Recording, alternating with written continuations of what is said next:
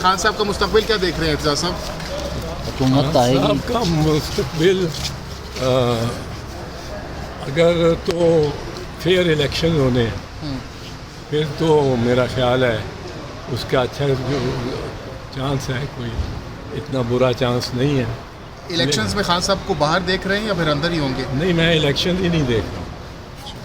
Elections اگر ان کی مجبوری تھی جب تک انہوں نے یہ قانون نہیں بنایا تھا کہ نگرانوں کو با اختیار کیا جائے۔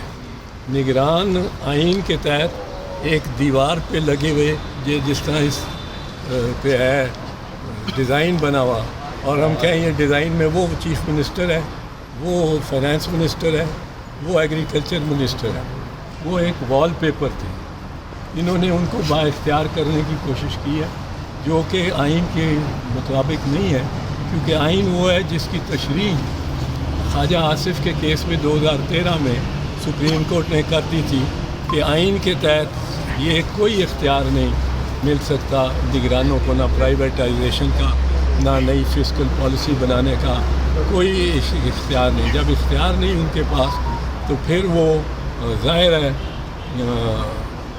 وہ 90 دن کیا 95 دن 91 دن بھی نہیں کر سکتے حکمرانی، اور اگر اختیار دینے کی جو انہوں نے بظاہر کوشش کی ہے وہ اس سے زیادہ لگتا ہے کہ ان کو دیر پا۔ سر کل جو قانون بن گیا ہے آپ کہہ رہے ہیں یار میں نے جو کہہ دیا میں باہر نکل کے واپس آتا ہوں تو پھر میں واپس آتا ہوں تو پھر بات کروں۔ آپ نے جو رد عمل واپس آتا ہوں کلیئرٹی کے لیے کلیئرٹی کے لیے سب کچھ میں نے کلیئرلی کہا ہے، کہ نگران کو آپ نے میں کہا نے ہے کہ کلیئرلی کہا ہے، کہہ دیا جو کہنا تھا۔